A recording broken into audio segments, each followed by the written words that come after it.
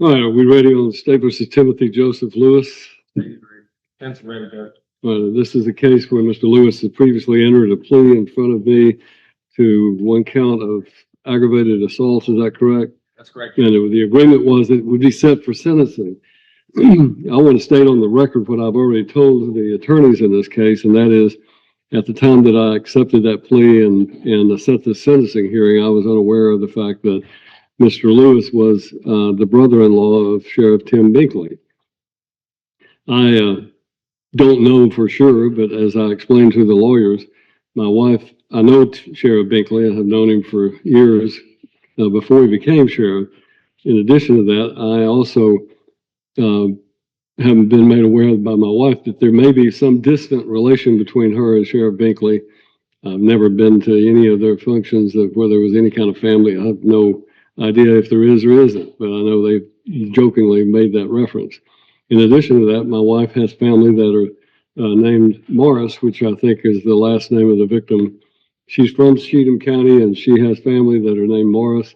And for that reason, I've told the lawyers that I don't know any of the parties involved in this case. I don't know anything about the case other than what I've read in the pre-sentence report and what was other. If anybody has any objection to me hearing this case and in rendering a decision on sentencing based on what I have made you both aware, then I want it to be stated on the record right now as to that, and I'll gladly step aside. The two victim, well, there's more family out in the gallery, but the two that are here as a spokesman, I've explained everything you just explained to them, and they very much want to proceed today and are fine with it.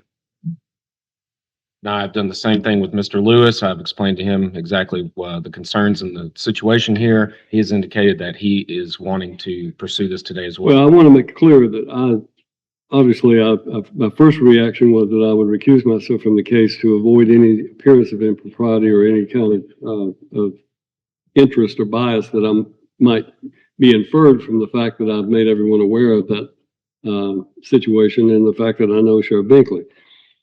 But I don't know any of these parties, and if everybody is waiving any sort of conflict, then I am going to render this decision based on what I think the law and the facts are. And it's not going to be based on any relation to Sheriff Binkley or anybody else. It will be solely on what the facts and the evidence are and what I think should be appropriately done. Understood. So I'm making that statement so that anybody who is not satisfied with my ruling has been given the opportunity to have a different judge hear it, and everybody's waived that, so we're going forward. Defense is fine with that, Judge. State may call your first witness. You'll step around here, please, ma'am. Raise your right hand and be placed under oath. You solemnly swear affirm testimony you give to be the truth, the whole truth, and nothing but the truth. I do. I know I told you before, but seriously, that chair is finicky. Chair is a menace and a potential liability to the state, to the county, but it seems to never get fixed. So You probably have to talk right in that microphone too, because the acoustics here are pretty bad. You could just state and spell your name. My name is Carrie Beatty, Carrie Beaty. And what is your relationship to the victim in the case? He is my grandfather. And to start off, you have a statement you wanted to read. I do. If you could just read that.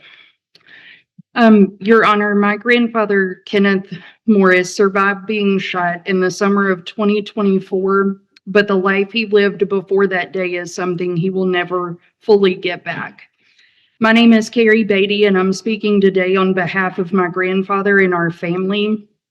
That in the summer of 2024, Kenneth Morris was shot by a previous neighbor.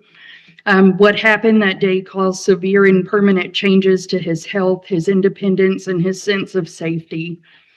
Before this incident, my grandfather was fully independent. He managed his own home, his finances, and his daily life without assistance. And since the shooting, he has sustained permanent nerve damage that significantly affected his mobility and balance, and he now requires the use of a cane to walk. Because of these injuries, he's experienced multiple falls, some of which have required additional hospital care, and his mobility is no longer stable, and activities that were once routine now carry a risk of injury. He's also experienced cognitive decline, including memory loss, and because of this, he now needs assistance managing his finances and other responsibilities that he once handled independently. The man who walked into that day independent and strong is not the same man who lives with the consequences of that moment. And a person should be able to grow older with dignity and independence. Because of this act of violence, that independence was taken from him.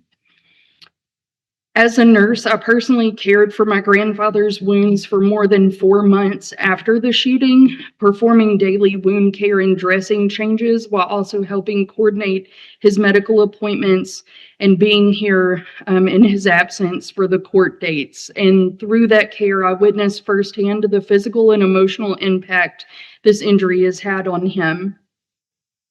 Beyond the physical trauma, he also suffers from psychological effects, including nightmares and a lasting loss of his sense of safety. The place he once felt secure now carries memories of trauma. This crime did not only injure Kenneth Morris physically, it took away his independence, his stability, and the dignity he once had in his daily life. In your honor, we respectfully ask that the court consider the long-term medical, cognitive, and emotional consequences of this crime when determining a sentencing today. Older adults deserve protection, safety, and dignity in their own communities, and what happened to my grandfather shows how devastating it is when that protection is violated. And because of this act, my grandfather has lost 3 things that can never truly be returned, and that's his physical health, his cognitive independence, and the ability to live the life he once managed on his own. And we ask the court to impose a sentence that reflects the seriousness of the harm caused and help protect other families and vulnerable members of our community.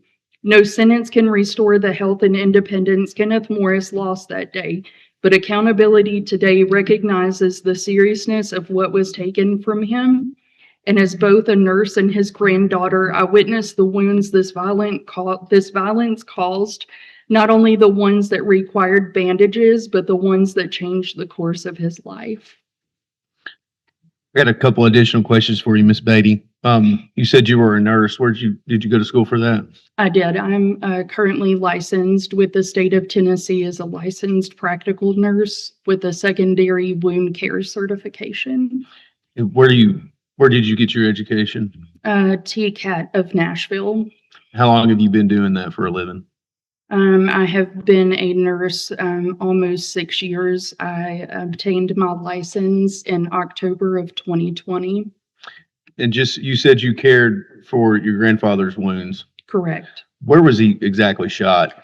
He was shot in the back of the left thigh, and it was a through and through wound that exited the front of his thigh above his knee.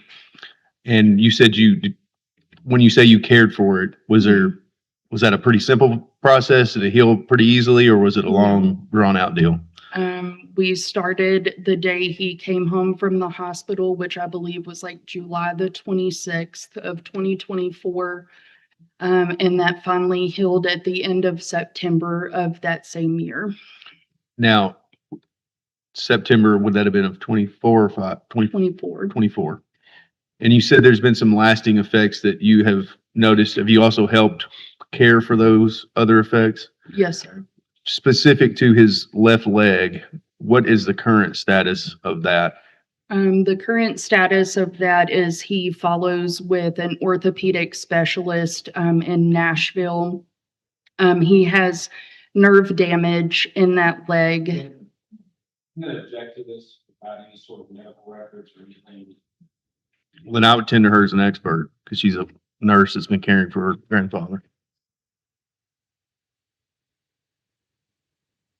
Your objection is as to the statements that she's making regarding his medical condition, Yes. and you're basing that upon the fact that it's hearsay.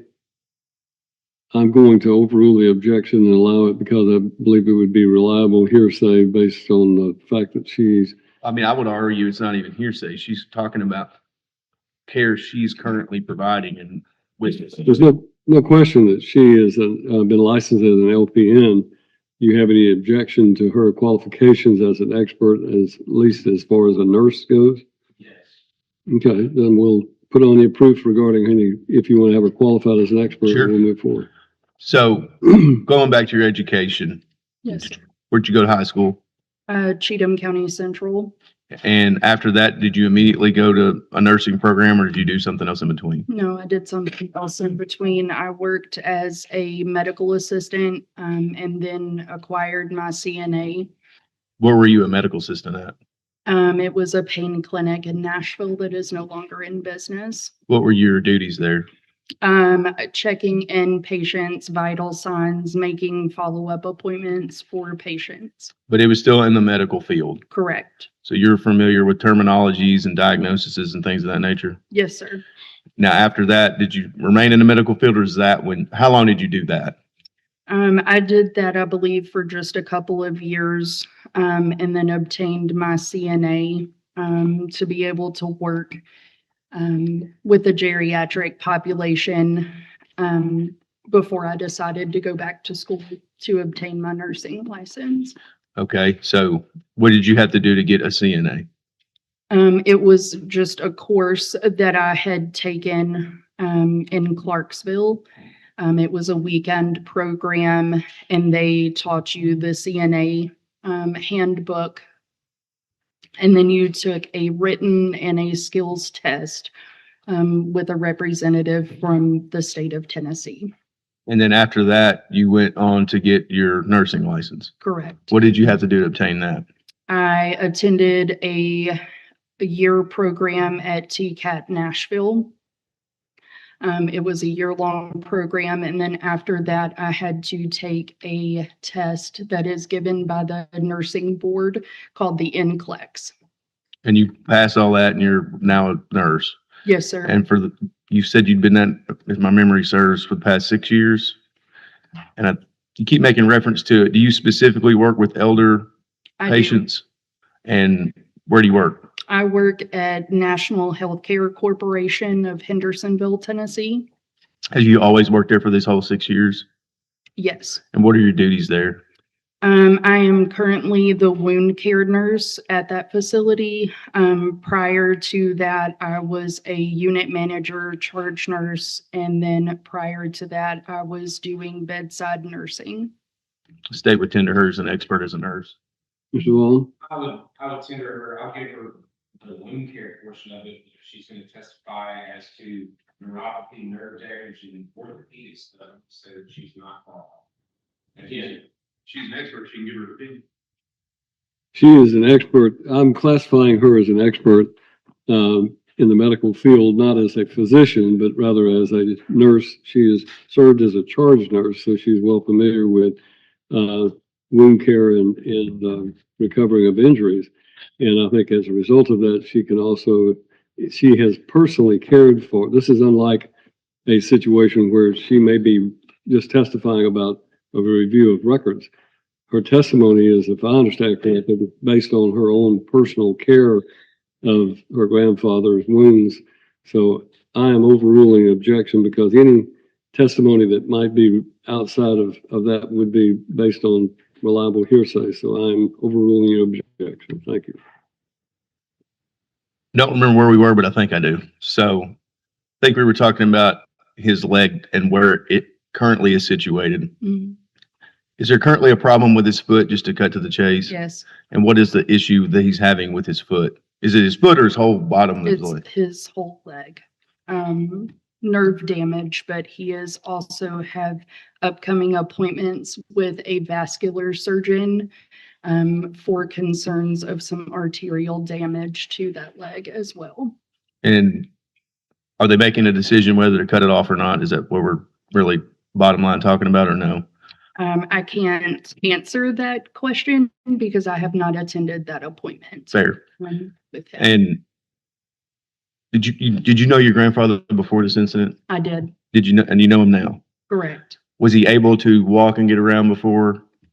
Without any assistive devices, yes. And what is his current ability to ambulate, to use your medical words? He now ambulates with assistive equipment, which is a walking cane. And if he's not using that in the house, he does what you would call furniture walking, where he just holds on to furniture to get around the house. As his limited ability to walk around resulted in any other injuries? As far as like, has he fallen? Yes, he's had multiple falls since this incident.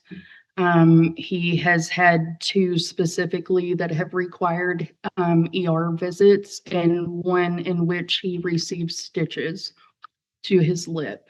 And again, did you knew your grandfather before Yes, and you know him now? Do you notice a cognitive difference before and after? absolutely. And describe what he was cognitively like before. Cognitively before, he lived in his own home, managed his own finances, activities of daily living. He had independence with that. He now requires assistance with his activities of daily living, which would include dressing, bathing, and financially, his memory is just not what it once was. And so my aunt helps with his financial decisions. Have just 1 second, Your Honor. I don't have any other questions. Mr. Vaughn, you have any questions? Thank you, ma'am. You may step down. You may call your next witness. We don't have any other witnesses, Your Honor, but I did not move the pre-sentence report as an exhibit. I have a copy, Your Honor. I have a copy that was filed, I think, with the court on February the 17th of 2026. Any objection to the pre-sentence report, Mr. Vaughn? All right, pre-sentence report will be admitted and marked as Exhibit 1 to this hearing. So the state has no other witnesses. All right, state has rested their proof. Mr. Vaughn, you wish to put on proof? I do judge in the way of an allocution statement by Mr. Lewis. All right. Yes, he may come up here. And an allocution statement is not required for him to be placed on the road. Correct. Yeah, but I need to probably get his name on the record. Yeah, you can go ahead and put your hand down. An allocution, you can put your hand down now. Thank you.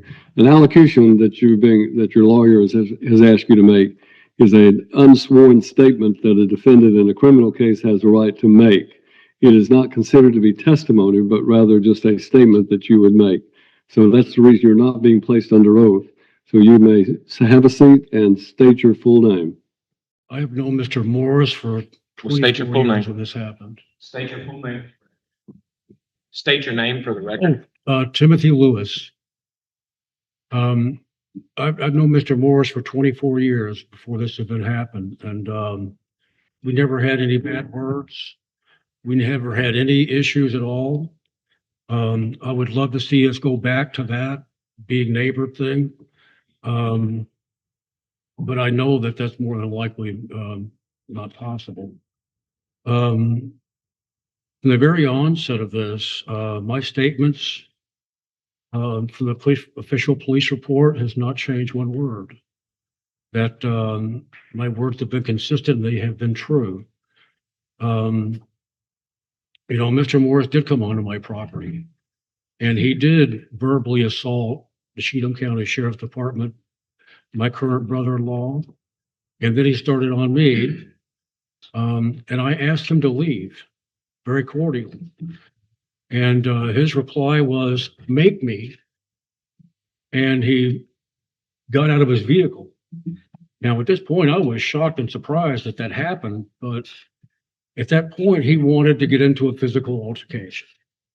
I didn't want to do that. I went out of my way not to hurt anybody. I don't want to hurt us all.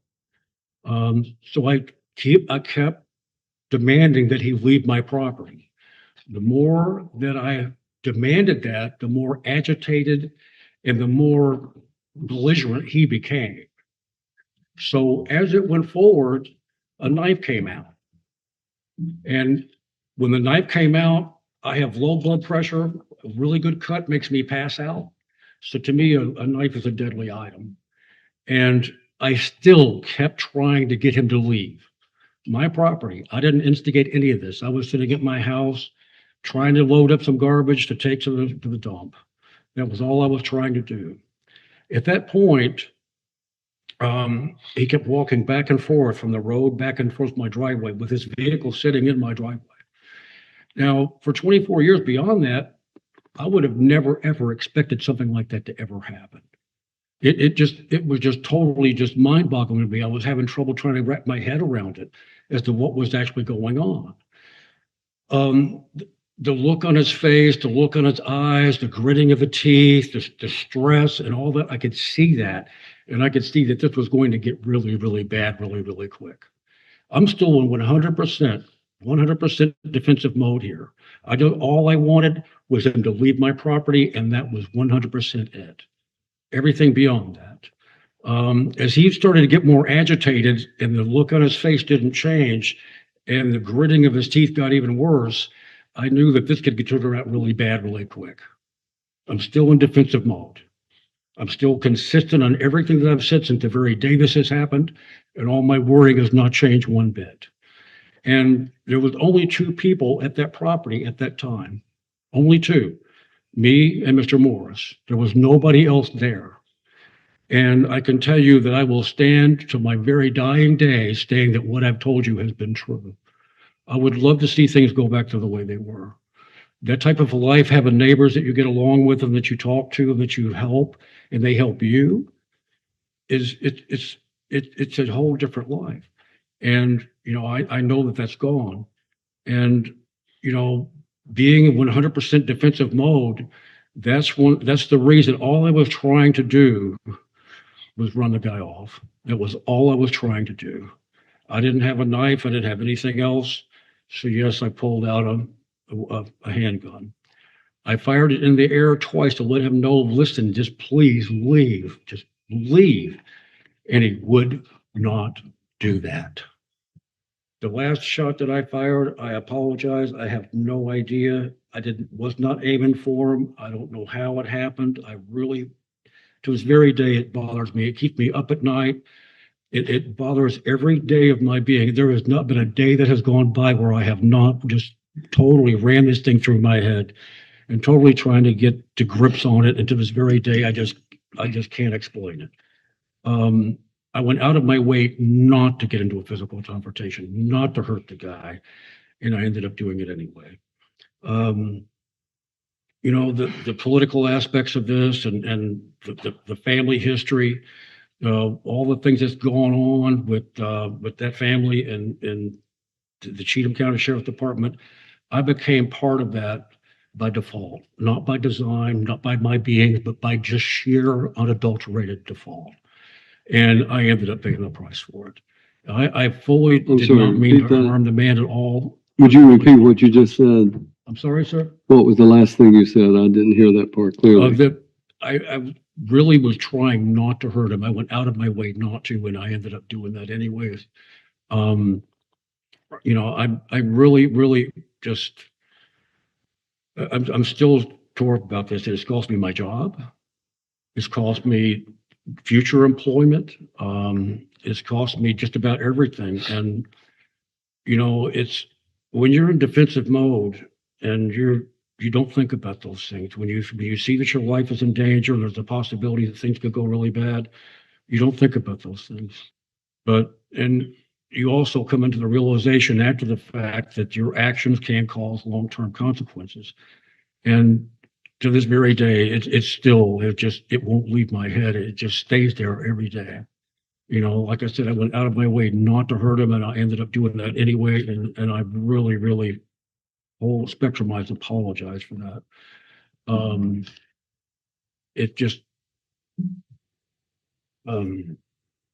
It's completely took my life downhill. Are you done? Okay. Let me step down. Vaughn, you have any other witnesses? No, I do not. State, have any rebuttal witnesses? We'll hear you an argument. Starting with the enhancement factors under 4035-114, the state would argue that number 4 would apply. The victim of the offense was particularly vulnerable because of age or mental disability. I think at his granddaughter has testified that he is an elderly man, and this has resulted in, as Mr. Lewis said, lifelong consequences. I would argue that number 9 would apply. Defendant possessed or employed a firearm during the commission of the offense. That's obvious. On number 10, I believe would also apply. The defendant had no hesitation about committing a crime where the risk of human life was high. I don't understand how anybody could ever fire a gun, even in someone's direction, and not have that in their mind. As well as number 11, the felony resulted in death or serious bodily injury or involved the threat of death or serious bodily injury to another person. Well, no, that would not apply. He does not have a prior felony. But in any instance, bottom line here is the state is asking for at least a split confinement sentence. I think that's what the family's wishes would be as well, just some sort of consequences for this type of behavior. I understand Mr. Lewis's statement about, what he was attempting to do, and not to play, quarterback the next week, but he also could have went inside and locked the door. He didn't have to go all the way back inside, get a gun, and try to scare someone away. I understand, and I'm a Second Amendment person too, but with those rights come pretty big responsibilities. And knowing when and how and to use a gun, I believe you're trained. If you're going to pull a gun out on somebody, you need to be prepared to use it and kill them, not scare them away. So, in hearing his statement, I understand he's apologetic, but it seems to me that he's more apologetic about not being justified than what the results of his actions were. That's what I took from it, but Your Honor can take whatever. And I understand he said it cost him a lot, but I think we've heard it's also cost the victim a lot. His ability to, his mobility, his mental abilities, his financial abilities or inabilities have all been affected just by what should have just probably been an argument amongst neighbors and you go your separate ways. But Mr. Lewis chose a different path, and that's why we're here. So that's what the state's asking for.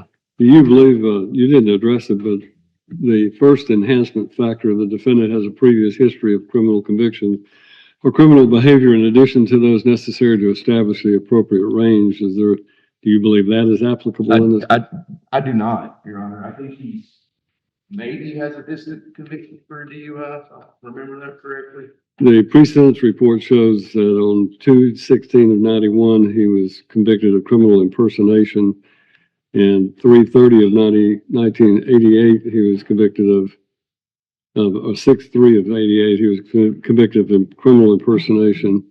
Then he has a failure to appear, and then he has an attempt to commit burglary on 11/30/1978, and the sentence in that was 2 years and suspended after 30 days. That's according to the pre-sentence report. Then I guess it would apply, but I mean, to be fair, those are very distant in his past, and there's a large gap. But I would, I guess, argue technically that number 1 would apply with that notation. Mr. Long, I'm ready. Okay, so Judge, I guess this is kind of a twofold argument. One, I guess the first part being just as an individual being raised in Cheatham County. And then the second obviously would be more of addressing these mitigating factors. I don't know, ever since I got this case came to in my possession, I've just thought of my father and what he would do in this situation, and I know exactly what it would be. You cannot just show up to someone's house, yelling, screaming, running their family up and down the wall, causing a big hoopla, and expect nothing to happen. I know for a fact Michael L. Vaughn would 100% have shot Mr. Morris too, because I know him, because you just don't do that. He told you to leave. And I hate to do the victim blaming stuff, but my gosh, Mr. Morris should know better than that there are going to be some kind of consequences. Mr. Lewis didn't ask for him to come over to his house. He was minding his own business. He tried to de-escalate the situation and correctly put General Willoughby's Monday morning quarterback. Yes, I'm sure that there are other things that he could have done, but I wasn't there. I don't know, but I can tell you precisely how many times I'll tell you to get off of my property on Sweetham Road, and it's not nowhere close to 10. I would caution you against implicating yourself in any future situations that might arise, That's making a statement of intent. that's fair. Just in the sense of, if I tell you to get off of my property, I mean it. And I think that is a reasonable feeling that most people owning What land. does the law regard, and this, we're just having a discussion. Okay. I fully understand what you're saying. You're talking to somebody who was raised in Houston County, Tennessee. Right. So I'm more familiar with this than perhaps anybody in this courtroom. Correct. But what is the law in the state of Tennessee regarding the use of deadly force? When is a person justified in the use of deadly force? If you're being threatened with deadly force. State versus Garner, you have to to use deadly force has to be at least appear to you to be used against you. Well, thank you. I'm aware of what the rule was. I'm asking Mr. Vaughn and incorporating it in his argument. When you make those statements about somebody who just shows up and refuses to leave, is that justified in using deadly force? And the law says it's not. Correct. Now, only if you are then threatened with deadly force yourself are you entitled to use deadly force in defense of yourself or your home. But I understand, somebody coming on your property and it refuses to leave, that's a problem. That's Correct. why we have a 911 call to the sheriff's department. Correct. I interrupted you, Mr. Vaughn, and I have great respect for what you say and how passionate you are for your clients, so please continue. So yes. And I'm not saying that the deadly force, or at least the appearance of, was displayed in this case. And after being asked numerous times to leave, this all happens. And I don't know. I know so many people, like you said, from being from Houston County. Oh my gosh, you would have never you just know not to do that. Like I said, Mr. Lewis didn't go over to his house. He went over to Mr. Lewis's house, all of that. So I guess as far as the legal aspect argument of this, I would go through the mitigating factors. I think he qualifies, as far as the minor role. I understand he's the one who pulled the trigger. However, if a minor role in the sense that this is 50-50 fault, if you ask me. Number two, the defendant acted under strong provocation. Yes, that is the reduced culpability, the strong provocation and duress. I think that would apply. I think that the fact that I don't have these written down in order, but. You want me to read them to you? Sure. No. Number three is substantial grounds exist tending to excuse or justify the defendant's criminal conduct of failing to establish the defense. I think that Mr. Lewis himself said he felt threatened. I think that's justified. I think I understand the fear and the nervousness of being on your own property and being accosted. I believe that. He has no significant history, I know, is one. There's nothing. I don't know what the attempted burglary was in 1978 or the circumstances surrounding that, but Mr. Lewis is 67 years old, and from 78 to 2025, we've got some C misdemeanors, maybe. I don't know what the circumstances were criminal impersonation were either, but the 90s were a wild time anyway. But so no, I would argue that is a mitigating factor. He has been a model citizen from 78 with the burglary thing to now in this situation. There's been no other incidents of aggression, no gunplay. It's very rare, Judge, that I have a client like Mr. Lewis at the public defender's office. Obviously, I mean, I've never been able to argue no criminal history ever. I think that he's 67. I think that age is certainly applicable in the sense of if we're looking at this as a rehabilitation over incarceration, I think that Mr. Lewis is a prime candidate for that in the sense that at 67 with no jail time other than this, that is not where Mr. Lewis needs to be. He's older. He has some medical issues that he chose not to discuss. I think that another tick is necessity. I believe Mr. Lewis when he says that he felt like it was necessary, and he said there was no intention to shoot Mr. Morris, and I think that leads on into another one is remorse. I think Mr. Lewis is remorseful. He didn't want to do this. He took many steps to not do this up until it happened. And Mr. Morris did nothing to mitigate this situation because he could have just left. He could have just left and then he wouldn't have these medical issues. I think that vulnerability certainly should not count as an enhancement factor. His own family members stood up here and said he was super duper, perfectly fine, capable, spry, older gentleman living on his own. So I think there's no vulnerability. As far as the enhancement factors, there's no criminal history. He's not a crime syndicate leader. There's not multiple victims. He was not vulnerable. There's no kind of particular cruelty.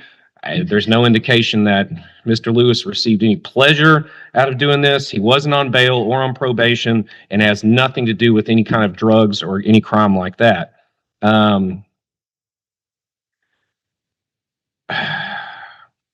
The wound by her own, it took 2 months to heal. That's a gunshot wound. I would expect that to be. Obviously, there's some lingering issues going on, and I'm sympathetic to that. I know that Mr. Lewis is too. But at this point, I would going through the mitigating factors, I would call Mr. Lewis an especially mitigated offender to that level. You know, if I think that the years, if it's probated sentence, the years doesn't matter. I don't think Mr. Lewis would have any problem with that. But incarceration in this or split confinement, I think is completely unjustified in the sense that there was a 20-year-old today, the other bookend, that pled to the same thing and got 6 years of probation. I'm not concerned about Mr. Lewis's ability to complete probation successfully. He's been a law-abiding citizen for 67 years. So we would ask for this to be probated, Judge, because again, I think he is an especially mitigated offender and none of the enhancement factors weigh. We were talking about consequences, the consequences of actions. Well, now Mr. Lewis's Second Amendment consequences are going to be affected. He's known that when we pled open to this back when, I don't remember what month that was, but so yeah, probation, being a felon, can't vote, can't own guns, like that seems to be a fair shake, Judge. But we just ask for, a little bit of grace here, especially considering Mr. Lewis's history and the overall circumstances of the case. He gets to open and close. Like everything, brother. I understand that we all know now not to go uninvited to Mr. Vaughn's house, and he may disagree with the deadly force law in Tennessee. At least I didn't put your address on YouTube. But that's not the law. And beyond that, Mr. Lewis has pled guilty to breaking the law. So if he wanted to assert some self-defense, we could have had a whole trial. And the difference, I think a big factor, I don't know, but for me in this case is, Mr. Morris is not shot at his front door of Mr. Lewis's house. He's shot on the road by his truck because if it had went to trial, the state's position would be he was the one trying to leave in a vehicle before all this happened. And also the whole what if, shoulda, coulda, woulda, this case is also uniquely positioned he's not just I'm not just Monday morning quarterbacking this. This man is literally in the family of the elected sheriff. So he knows he can call the police, and he didn't choose to do so. Instead, he's firing rounds off, trying to scare people off like they're deer or something, and it hurt people. And that's all we would ask for, at least a split confinement sentence. Well, this is a tragic case because in this court's opinion, it never should have come to this situation. Mr. Vaughn says it's not victim blaming, but by the same token, there's blame to go around on both sides of the scenario because you've got two gentlemen who knew each other and were friendly apparently and allowed an argument to descend into the point where they end up having weapons drawn or a weapon drawn and shots fired.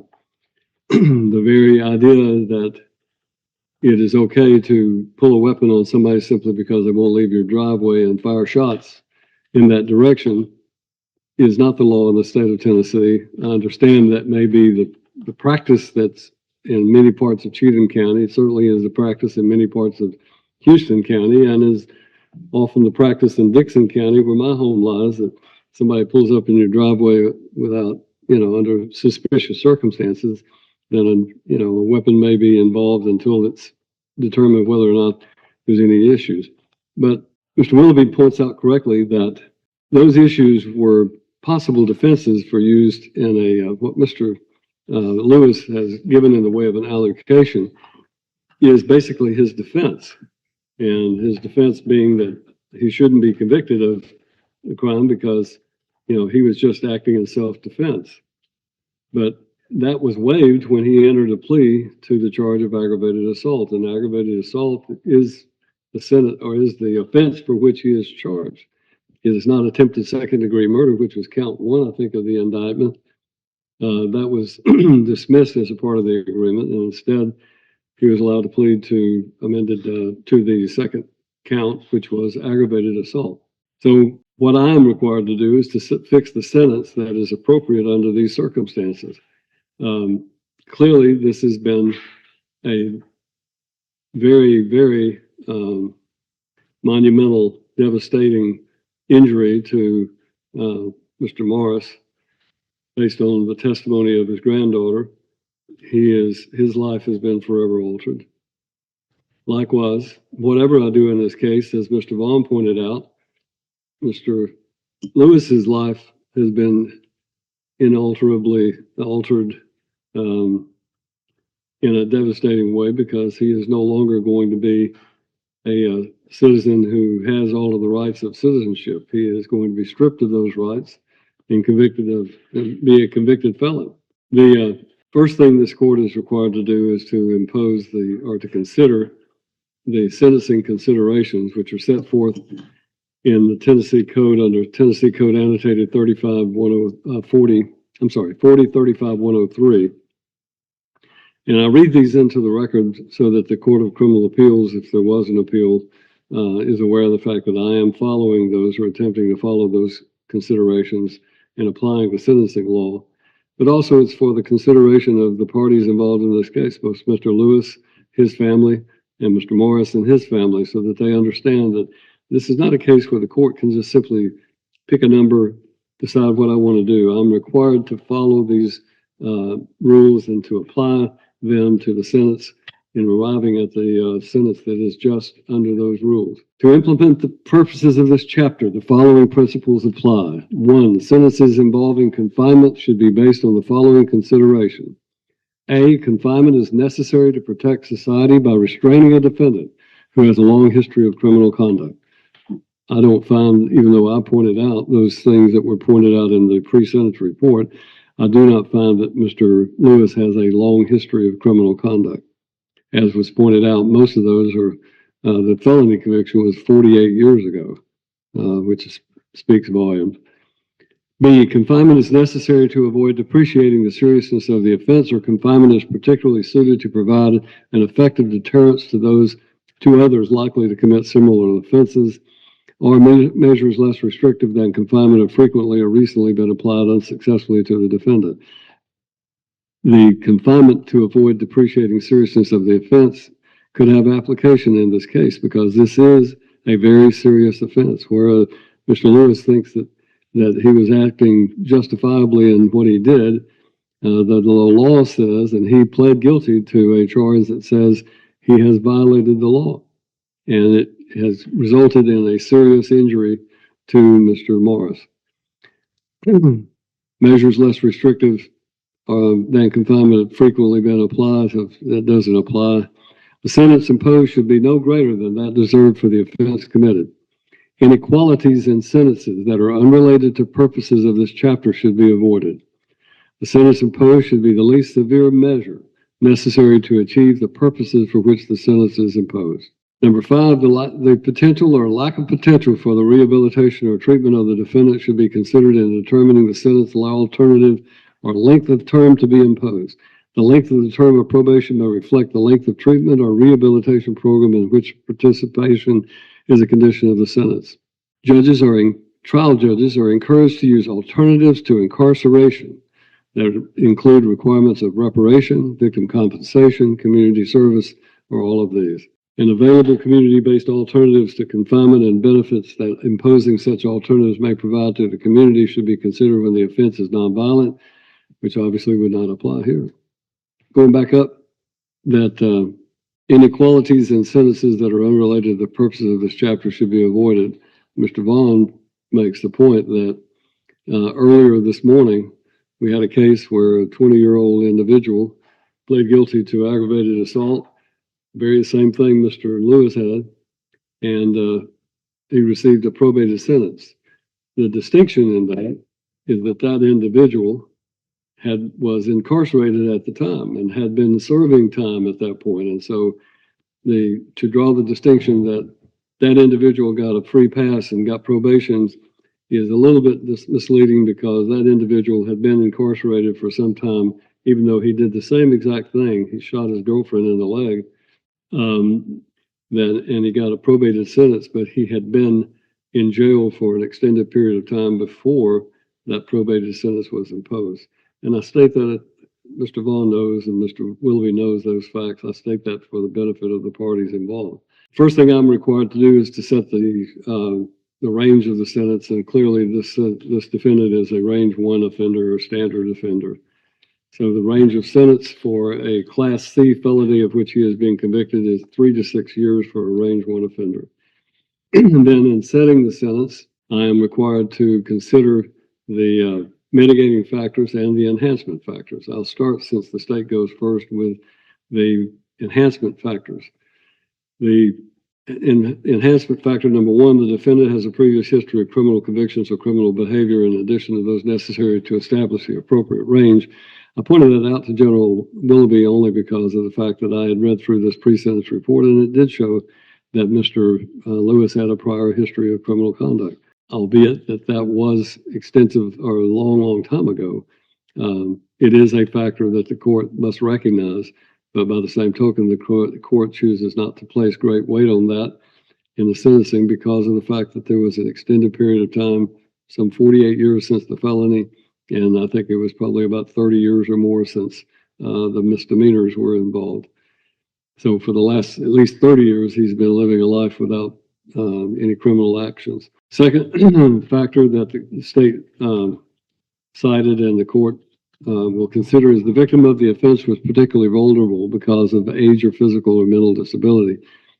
I would simply point out that I don't think that is applicable simply because of the fact that the proof was Mr. Morris was not in any disability, or because of his age was not physically disabled prior to the shooting. He may be now and is now, but I don't find that the age that he had at that time was made him particularly vulnerable. So I do not find that number 4 is applicable.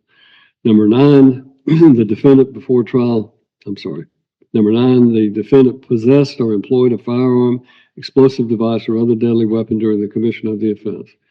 Clearly, that is applicable to this case because of the fact that there, as was pointed out by Mr. Willoughby again, this would never have happened, one, from the defense standpoint, if Mr. Morris had just simply gotten in his truck and driven away or never got out of his truck. Both of these parties, and when you read the statements that they have given in the pre-sentence report, have conflicting versions of what took place. Mr. Morris says that, that he only got out to engage in conversation and that he dropped his keys, I think, and picked up or dropped his pocket knife. And when he picked it up, that's when the defendant decided to start shooting at him. That he didn't do anything that never went towards him, never caused him to be in fear. The defendant obviously argues that the victim should have left, and if he hadn't left, it would never have happened. The state's argument is that the defendant could have gone back into the house, locked the door, and called 911, which is what should have happened. Especially so because of the fact that Mr. Lewis was involved, somehow his family was involved in law enforcement. So I find that number 9 is definitely applicable, and that the use of the firearm is in this case not necessary, and therefore that factor will carry great weight. Number 10, the defendant had no hesitation about committing a crime when the risk of human life was high. I agree with the state on this, that you cannot imagine a higher risk to human life than discharging a firearm. According to the pre-sentence report again and the police reports, it wasn't just one shot. There were multiple shots that were fired. And as a result of that, I found that is a factor that would apply. So based on my findings, there are 3 factors of enhancement that would apply. The first one not being given great weight, but the remaining factors the other 2 I do find to be applicable, and I do find that they carry great weight. Mitigating factors, the second one is that the defendant acted under strong provocation. I pointed that out to Mr. Vaughn simply because I knew he didn't have a copy of what these were, but this court does not find that a simple argument and a refusal to leave the property acted as strong provocation, justifying the use of deadly force. As we pointed out, the law in the state of Tennessee governing the use of deadly force does not recognize the fact that someone refuses to leave your property as trespassing. You have the right to shoot them. Substantial grounds exist tending to excuse or justify the defendant's criminal conduct though failing to establish a defense. I suppose I would recognize that as a mitigating factor simply because from the statements that Mr. Lewis has made in both pre-sentence report and in his allocution, he claims that he was in fear in some fashion from Mr. Morris. Again, I think, again, it was inexcusable to simply go back into the house, come out with a gun and start shooting when he could have stayed in the house and been safe. I don't find that any of the other mitigating factors would apply in this particular case. And as a result of that, I find that only one mitigating factor would be applicable. So in determining the range of the sentence, the court finds that an appropriate sentence of 5 years in the Tennessee Department of Corrections would be applicable considering the enhancement factors versus the mitigating factors. State has then requested that the sentence in this case be served on split confinement. Split confinement is provided under 4035-306, which basically says a defendant receiving probation may be required to serve a portion of the sentence in continuous confinement for up to 1 year in this local jail or workhouse, with probation for a period of time up to and including the statutory maximum time for the class of the conviction offense. That is the statute under which the state is asking me to direct that he be placed in jail for up to 1 year. The court is aware of the fact that there was a case before me this morning that the parties agreed that a 20-year-old would get probation, but that was after he had served some time in jail.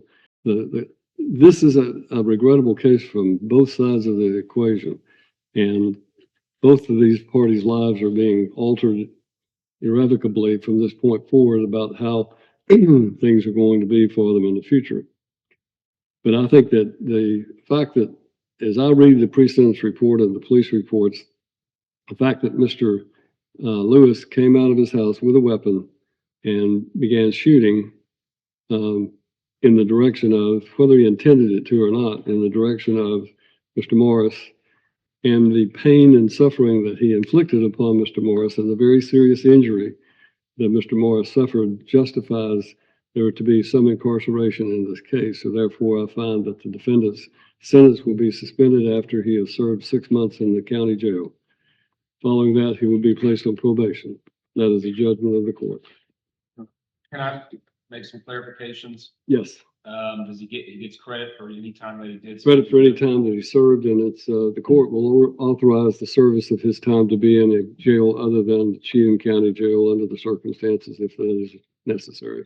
Is there, is there a time frame that we can have to report to get the affairs in order? State have any opposition to that? Yes. I mean, this has been pending for a while. It's always been a possibility, so. He has till 5 o'clock this afternoon. He'll report at 5 o'clock. Yes, I have no clarification too. And it also be a condition of his probation to stay away from Mr. Lewis. Condition of his probation is that he is to have Mr. no Morris, contact with the victims or the victim's family. Oh, that's the judgment of the court. We stand adjourned.